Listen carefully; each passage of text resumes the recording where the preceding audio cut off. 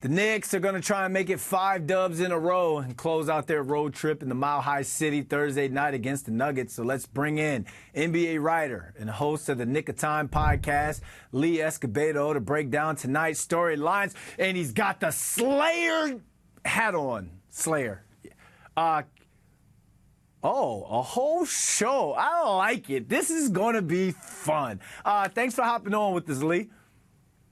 No doubt. I want to give some flowers to my father and extended Knick of Time family, Ebony, Ryan, and my main man, Jay Ellis. Appreciate y'all.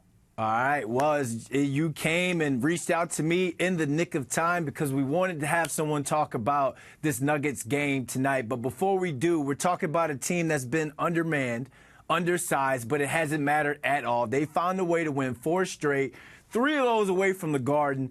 Has this team reached its peak, and what have they shown you throughout this win streak in terms of this squad's identity? I'll tell you, brother, it's not even close to a peak. Fully healthy, in my opinion, this is a 60-win team. We're built like the bad boy Pistons, tough, disciplined, fanatical at fundamentals. During this stretch of seemingly endless injuries, Jalen Brunson has emerged as the best point guard in NBA. Dante DiVincenzo is a generational shooter, and Isaiah Hartenstein is a defensive player of the year candidate. But most of all, we've seen head coach Tom Thibodeau's most underrated coaching quality, development. Well, should Tibbs get coach of the year this year? Without question. The other candidates, Orlando's Jamal Mosley, OKC's Mark Daigneault, and Boston's Joe Mazzulla, have not weathered the level of injuries Tibbs has. Losing one starter is hard enough. The Knicks have lost 3. One of them an All-NBA All-Star. Tibbs has also shown an ability to freestyle on a black dot level, going small, benching former favorites, limiting drop coverage in ways that have made the Knicks more dynamic and, more importantly, less predictable. That level of adjustment, while balancing major injuries and rapidly developing Deuce McBride, Precious Achiuwa, and Josh Hart, have the Knicks playing with identity, purpose, and unflappable gumption. Let's dig in deeper on one of the injuries. Wednesday, there's some big news for a big man who's been out for a while. Mitchell Robinson returned to practice in full on Wednesday, but Tibbs did say that he has got to go through contact for a while before returning to play.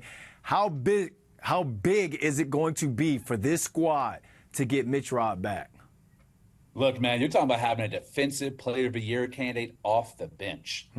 iHeart is currently the league leader in defensive estimated plus minus. So giving Mitch a backup role allows him to clean up Alec Burks and Bojan Bogdanovic's defensive miscues.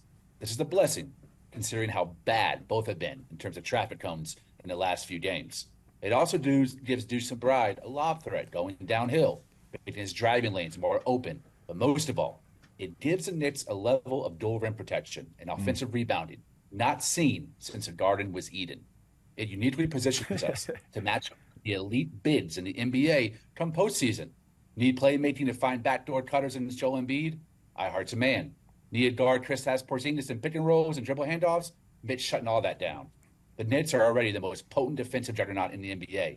Adding Mitch Rob turns Mobb Deep into a 9-man rotation of death. I love the Mobb Deep reference. This team, man, when they get 100% fully healthy, you get these guys some chemistry, you get these guys some wind, some conditioning under their legs. They truly are, I feel as though, the upset team coming out of the East. Let's talk about tonight, the 4-game win streak, 3 straight wins against the Nuggets. Thoughts on tonight's game, and how do they make it 5 in a row and 4 straight against the defending national champs? NBA champs. In my humble opinion, this is a preview of this year's NBA Finals. Ooh. Neither team has glaring weaknesses. Both teams are led by an Eastern Coast Conference coach with a fire in their belly. This game will be about adjustments between 2 of the best tacticians in the NBA. As someone currently soaring in orange and blue skies, Tom Thibodeau's evolution gives him the upper hand, in my opinion. He's turned the Knicks into a vat of vipers, and it makes me think of an indigenous poet, Natalie Diaz, who wrote about nature's kill or be killed way of life, which in some ways mirrors professional sports. And I'll give you a snippet. When a snake swallows its prey, a row of inner teeth help walk the jaw. Over the prey's body, walking like reading, walking over a word with the teeth of our mind. To write is to be eaten. To read is to be full. Sounds an awful lot like these Knicks. This has been Planet Earth Knicks edition. Lee, tell the people where they can find you. At Twitter, _Lee Escobedo, LEEESCOBEDO. And every night causing a scene with my brothers and sisters in arms, Knick of Time show on YouTube. Find us there. Thanks for hopping on with us. Thanks for having me. It's much blessings, double blessings to you and all the SNY team.